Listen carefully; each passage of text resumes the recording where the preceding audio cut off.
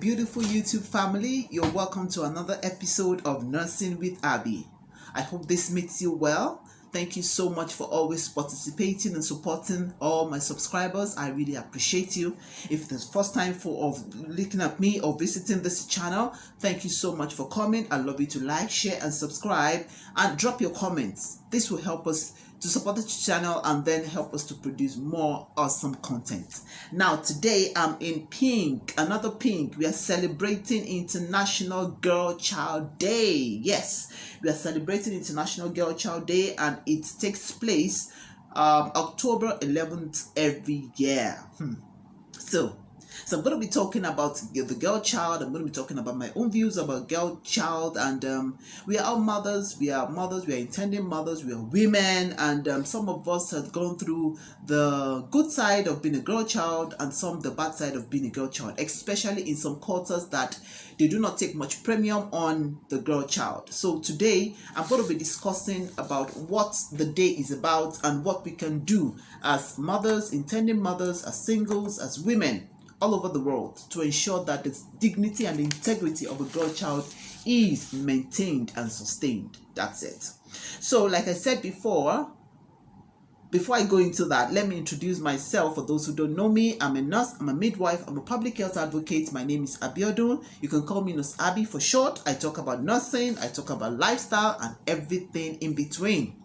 So this is the sixth episode of the series Antenatal and Motherhood series, and I just want us to delve into this particular topic. It's not directly on antenatal, but it's also involved in our motherhood skills. Yes, we deliver both male and female, and we need to take care of those children and give them that sense of dignity, integrity, and pride for them to be able to function effectively. And so not because they are girl children, but because they are also a part of the workforce of their generation. So it is important that we boost their integrity, we boost their confidence, and we make them feel that what a man can do, a woman can also do, and even do better sometimes. All right, so we have devoted October 11th as our day to with UNICEF, United Nations International Children Education Fund, to discuss the International Girl Day, and it's a way to promote the progress of the girls and safeguard their rights. It's very important. Now this year's theme is digital generation, our generation.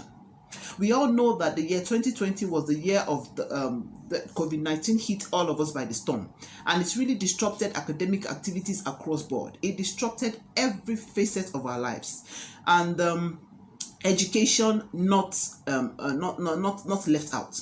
So I just want to explain to us that education for men had been a lot more encouraged than women, especially in some quarters of the developing countries, where they would say, I have 4 children, 3 children are girls, and I have only 1 boy, and that boy is the one going to school. They believe that every education a woman has ends up in the kitchen. Definitely not. Definitely not. We have seen a lot of women who has proved their onions. They have shown themselves to be remarkable in their sphere of influence. They have shown their strength, resilience, and integrity in their careers, and they've soared higher, even much higher than their male counterparts. An example is a Nigerian woman called Mrs. Ngozi Okonjo-Iweala. She's the 7th Director General of the World Trade Organization,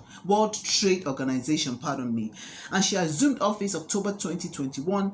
She was a 2-time minister in Nigeria, a woman, and she did excellently well. Her track records are impeccable. Now there's another woman, Mrs. Blessing Ibukwa-Woshika. I have a personal experience with this woman. She's a woman of integrity. She's a woman that loves God. She's a woman of excellence, and she was a former chairman of she's the chairman of First Bank of Nigeria until a few weeks ago, and she worked assiduously to ensure that the integrity and the beauty and the fine needs of women is elevated even to much higher standards. Also, there's another woman called Mrs. Folorunsho Alakija. This woman is one of the most powerful women in the world as explained by Forbes. She's the 87th most powerful woman in the whole world. That's a big feat as of 2015. And then she's the second most powerful woman in Africa. Isn't that remarkable? And she's making a giant strides in all departments, all areas, all facets of her endeavors. So we celebrate these women. The one thing that these three women have is that they had good education. They were given an opportunity to have good education. And that is what we are trying to talk about today. A woman does not end education in the kitchen. With the right mentorship, with the right support, with the right encouragement, she will use that education to develop and progress her economy, to progress her family, to progress her home, to improve her integrity, and to make sure that she's one of the best in her fields. So it is important for us to know that we should encourage our girl children. We should give them the same, even if not more, opportunities than the men to prove themselves and tell them that they can do it.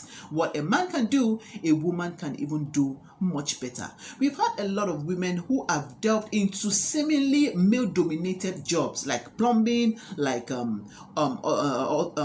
fabrication of aluminiums, like mechanics, like engineers, and they are doing excellently well because of the skill and the expertise through which she's doing it. Imagine how long it takes for a woman to birth a child. Now, she's going through that pain. So you can imagine if she diverts such kind of excellence to what she's doing, she's going to do brilliantly well. So I'd love for us to function, to focus on child marriage and teenage pregnancy.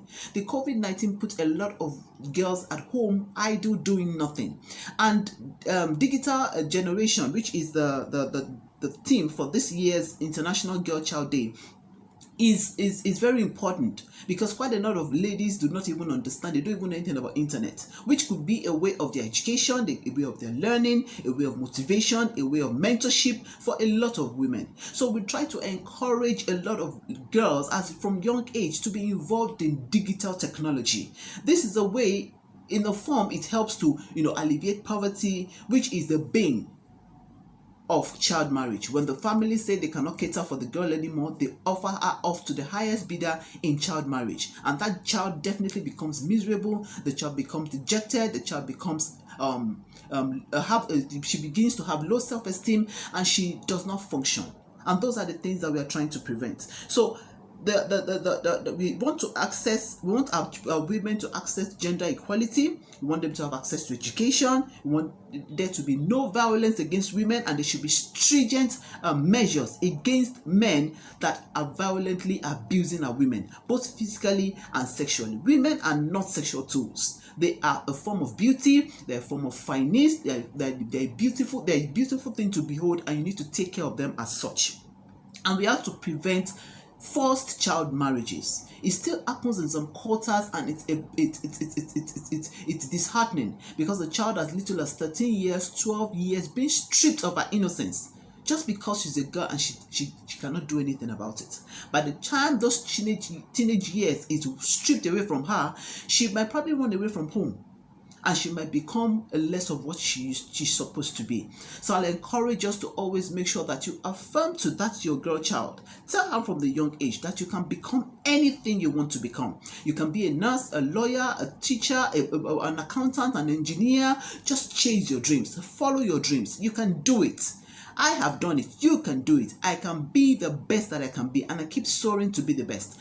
Always affirm to your children. Tell them that they need to bring out that value that they have in them. They have inbuilt skills inside of them, and they can do it.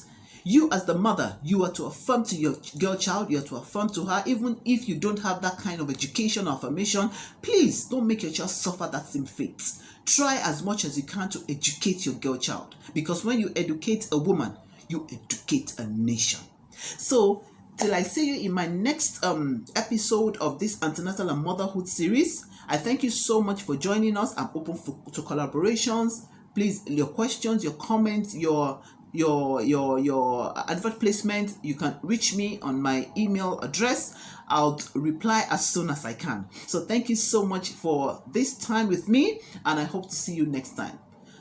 It's bye for now.